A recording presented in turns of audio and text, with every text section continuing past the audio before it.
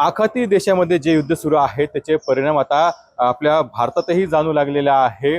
कुठे हॉटेल व्यवसाय असेल किंवा MIDC मध्ये याचे परिणाम जे आहेत ते जाणू लागलेले आहेत। आता कुठेतरी गॅस असेल किंवा इतर ज्या वस्तू आहेत त्याचा पुरवठा जो आहे त्याची कमतरता भासत आहे। आता आपल्यासोबत काही कंपनीचे चालक आहेत त्यांच्याशी आपण बातचीत करणार आहोत।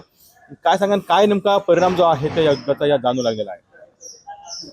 आता आमच्या काहीजण ग्रुपमध्ये आमच्या मालक विजय इंगळे साहेबांचे काहीजण ग्रुप आहे, त्याच्यामध्ये 500 ते 600 लोक काम करतात। पावडर कोटिंगमध्ये 50 ते 60 लोक काम करतात, पण पावडर कोटिंग जर झालं नाही तर पाठीमागच्या लोकांना काम मिळणार नाही। आणि काहीजण ग्रुप सहित 15 ते 20 युनिट या MIDC मध्ये पावडर कोटिंगवर चालतात, काही बॉयलर चालतात, काही कास्टिंगच्या कंपनी चालतात, तर ते सगळं ठप्प होईल। आता आमच्या कंपनीचा विचार केला तर उद्या संध्याकाळपर्यंत जाईल एवढाच गॅस आहे। त्यात पण आमचे 3 युनिट असताना आम्ही एकच आमचं बॉयलर चालू आहे, एकच ओव्हन चालू आहे।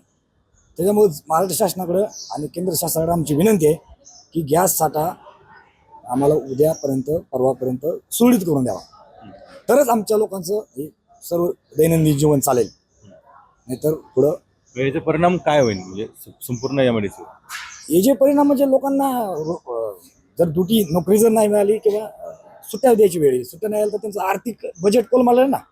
आता असे लोक काय की आज काम केलं तरच उद्याचा दिवस चालेल, अशी पण काही लोक आहेत ना। आणि कंपनी चालल्यानंतर मालक लोकांना सुट्टी द्यावं लागेल।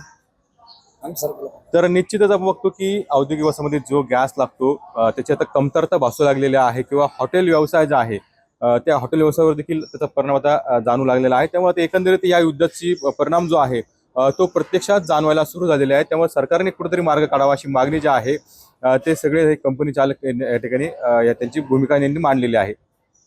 कुणाल जायकर, TV9 मराठी, अहिल्यानगर।